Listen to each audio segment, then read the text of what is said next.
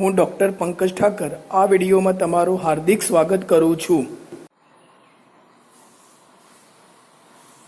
નમસ્કાર વિદ્યાર્થી મિત્રો, હું ડૉક્ટર પંકજ ઠાકર.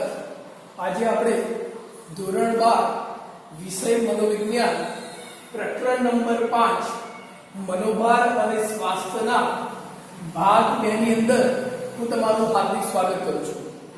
મિત્રો, આજે આપણે વાત કરીએ કે બોર્ડની પરીક્ષા માટે મનોવિજ્ઞાનમાં પ્રકરણ નંબર 5 મનોભાર અને સ્વાસ્થ્ય ગુણભારની દ્રષ્ટિએ 6 માર્ક્સ માટે ખૂબ જ ઉપયોગી છે.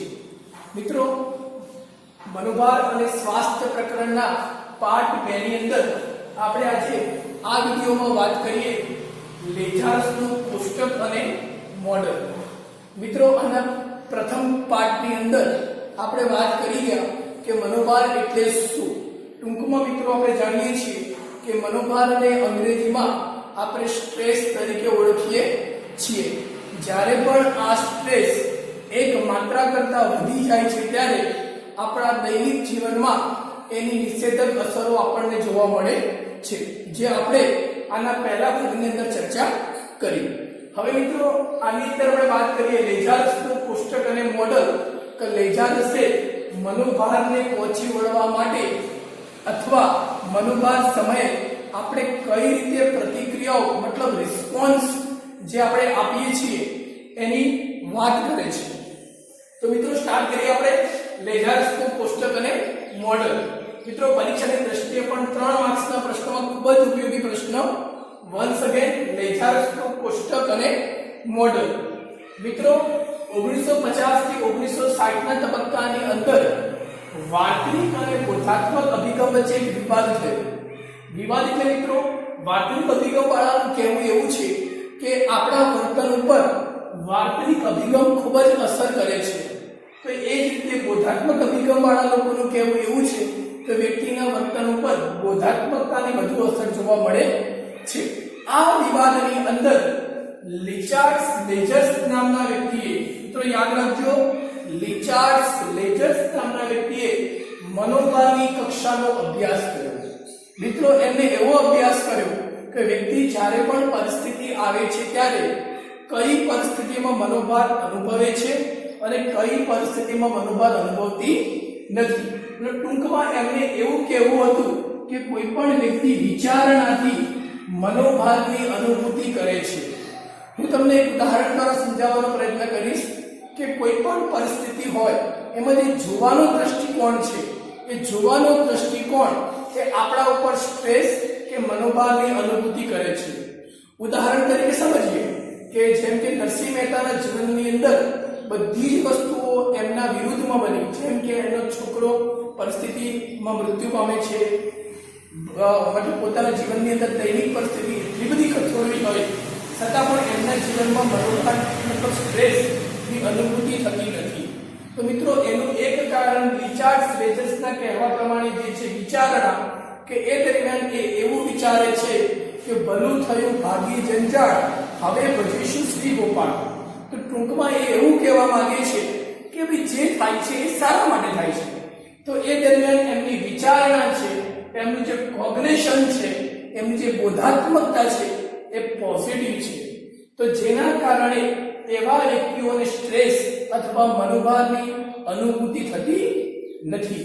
તો મિત્રો, લેજર્સે મનોભારની કક્ષાનો અભ્યાસ કર્યો અને એમને વિચારણા ઉપર ભાર મૂક્યો કે દરેક વ્યક્તિ જે તે પરિસ્થિતિમાં જેવું વિચારે છે એવું વ્યક્તિ પર મનોભારની અસર કરે છે. સામાન્ય પરિસ્થિતિ જ હોય પણ વ્યક્તિ એવું અનુભવ, હવે મારું શું થશે, મારું કોઈ નહીં, મારું છીનવાઈ ગયું, તો એવા વ્યક્તિઓ પર મનોભાર ખૂબ જ હાવી થઈ જાય છે. પણ બીજી જ પરિસ્થિતિમાં એવી સેમ કન્ડિશનની અંદર, એવી સેમ પરિસ્થિતિમાં પણ જો વ્યક્તિ એવું વિચારણા કરે કે જે થાય છે એ સારા માટે થાય છે, તો એ વ્યક્તિઓને મનોભાર એમના ઉપર હાવી થતો નથી. તો મિત્રો, આગળ વાત કરીએ. લેજર્સને મનોભાર ઉત્પન્ન કરનાર પરિસ્થિતિમાં તમે કેવી પ્રતિક્રિયા આપશો, તમે કેવો રિસ્પોન્સ આપશો, એ મુખ્યત્વે 3 બાબતો પર આધાર રાખે છે. મિત્રો, કોઈ પણ પ્રકારની સ્ટ્રેસ અથવા મનોભારની પરિસ્થિતિમાં હોય એમાં આપણે કેવો રિસ્પોન્સ આપીશું એ મુખ્યત્વે 3 પરિસ્થિતિઓ પર આધારિત છે. ખાસ યાદ રાખજો મિત્રો, 3 પરિસ્થિતિઓ. કઈ 3 પરિસ્થિતિ? એક તો છે મનોભારનું સ્વરૂપ. મિત્રો મનોભારના સ્વરૂપની વાત કરીએ તો મનોભારની તીવ્રતા, મનોભારનો આઘાત કેટલો બધો તમારા બ્રેઇન ઉપર અથવા તમારા શરીર ઉપર અસર કરે છે એ મુખ્યત્વે 3 બાબતો પર આધાર રાખે છે. એમાં પહેલું છે મનોભારનું સ્વરૂપ. એમાં વાત કરીએ તો પર્યાવરણીય ઘટકો. તો પર્યાવરણીય ઘટકોની જો આપણે વાત કરીએ તો મુખ્યત્વે મનોભાર છે એ ઘોંઘાટ, પ્રદૂષણ વગેરે મનોભારીય ઘટકો કહી શકાય. મિત્રો આપણે જાણીએ છીએ કે આપણે કોઈ પણ પ્રકારના ઘોંઘાટમાં રહીએ, કોઈ પણ પ્રકારના પોલ્યુશનમાં રહીએ તો આપણા શરીર ઉપર એક પ્રકારનો સ્ટ્રેસ આપણને અનુભૂતિ થાય છે, આપણને મનોભારની અનુભૂતિ થાય છે. તો આપણે વાત કરીએ તો પર્યાવરણીય ઘટકોની અંદર ઘોંઘાટ અને પ્રદૂષણનો સમાવેશ થાય છે. મનોભારની વાત કરીએ, મનોવૈજ્ઞાનિક મનોભાર એટલે કયા પ્રકારનો મનોભાર જે આપણે મનથી અનુભવી રહ્યા છીએ. એક્ઝામ્પલ તરીકે વાત કરું તો હતાશા. નાની નાની વસ્તુઓમાં આપણી ઈચ્છા પૂરી ના થાય તો આપણે હતાશ થઈ જઈએ છીએ. સંઘર્ષ, આપણે જ્યારે કોઈ વસ્તુ જોઈતી હોય જ્યારે મેળવી ના શકીએ ત્યારે આપણા જીવનની અંદર એક પ્રકારનો સંઘર્ષની અનુભૂતિ થતી હોય છે. દબાણ, ટૂંકા ગાળામાં કંઈક મોટું ટાસ્ક ભજવવાનું હોય, કંઈક મોટું પરફોર્મન્સ ભજવવાનું હોય તો આપણે દબાણની અનુભૂતિ કરીએ છીએ. તો મિત્રો આવા પ્રકારના મનોવૈજ્ઞાનિક મનોભારો પણ આપણા ઉપર એક મનોભાર અથવા સ્ટ્રેસની અનુભૂતિ કરાવે છે. સામાજિક મનોભારો, મિત્રો આપણા દૈનિક જીવનની અંદર આપણા કૌટુંબિક ઝઘડાઓ, એકલતા, લગ્ન જીવનમાં ભંગાણ, નોકરીમાંથી છૂટી જવું, બેકારી, ગરીબી, આ બધા જ પ્રકારના સામાજિક મનોભારો પણ આપણને એક સ્ટ્રેસ અથવા તણાવ અથવા તો મનોભારની આપણને ઉત્પત્તિ કરાવે છે. તો મિત્રો આ થયા મનોભારનું સ્વરૂપ, પર્યાવરણીય મનોભારકો, મનોવૈજ્ઞાનિક મનોભારકો અને સામાજિક મનોભારકો જેની આપણે દૈનિક જીવનમાં અનુભૂતિ કરી રહ્યા છીએ. મિત્રો બીજા નંબરે વાત કરીએ તો વ્યક્તિના લક્ષણો. કયા વ્યક્તિઓ મનોભાર અનુભવશે? આપણે પહેલા જ વાત કરી કે વિચારણા એ સૌથી અગત્યનું પાસું છે, પરંતુ એના સિવાય કેટલાક પરિબળો, બીજા પરિબળો પણ આપણે મનોભારની અનુભૂતિ પર અસર કરી રહ્યા છે. જેવા કે મિત્રો વાત કરું તો શારીરિક, વ્યક્તિનો વાત કરીએ તો શારીરિક પાસું. આપણે જાણીએ છીએ કે બીમાર વ્યક્તિ હોય, દુર્બળ વ્યક્તિ હોય, અશક્ત વ્યક્તિ હોય તો એવા વ્યક્તિઓને મનોભાર સમયે પડી ભાગે છે. તો મિત્રો વ્યક્તિનું જે પાસું છે શારીરિક ઘટક પણ ખૂબ જ મહત્વનું છે. શારીરિક દ્રષ્ટિએ પણ સ્વસ્થ હોવું એ ખૂબ જ અગત્યનું છે. તો મિત્રો યાદ રાખો, અશક્ત વ્યક્તિ, બીમાર વ્યક્તિ, આવા વ્યક્તિઓ શરીરથી મતલબ દુર્બળ વ્યક્તિઓ મનોભાર સમયે પડી ભાગે છે. બીજું વાત કરીએ તો મનોવૈજ્ઞાનિક ઘટકો. મિત્રો મનોવૈજ્ઞાનિક ઘટકોનું વારંવાર તમને કહું છું, તમે મનથી તમે ખુશ છો, ખુશ મિજાજ છો, આનંદમાં છો, તમારો એટીટ્યુડ પોઝિટિવ છે, તમે દૈનિક કાર્યોમાં લાગેલા રહો છો, પ્રવૃત્તિશીલ રહો છો, તો મિત્રો આવા વ્યક્તિઓને મનોભાર ખૂબ જ ઓછો નડે છે.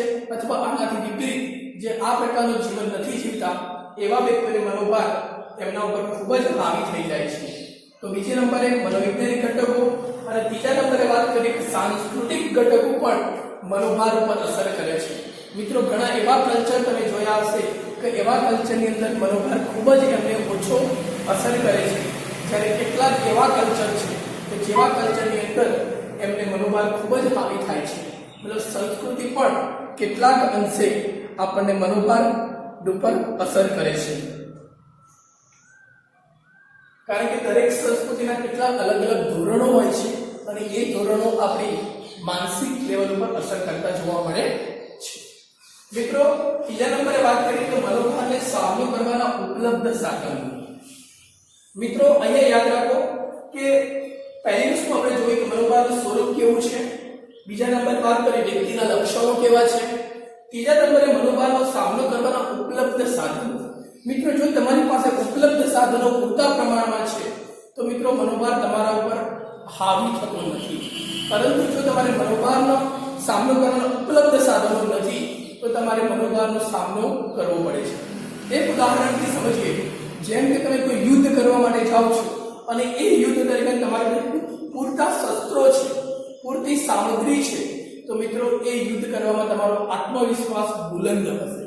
પરંતુ મિત્રો જ્યારે પણ તમે યુદ્ધ કરવા જાઓ અને તમારી પાસે કોઈ પણ પ્રકારના પૂરતા શસ્ત્રો ના હોય ત્યારે તમે જે યુદ્ધ લડો ત્યારે તમારી અંદરથી પહેલાથી જ તમે હાર સ્વીકારી લો છો.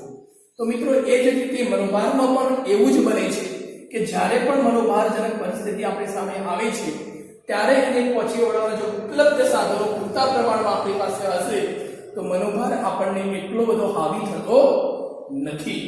તો મિત્રો વાત કરીએ ઉપલબ્ધ સાધનો કયા કયા હોવા જોઈએ. તો પહેલી વસ્તુ મિત્રો ભૌતિક સાધનો.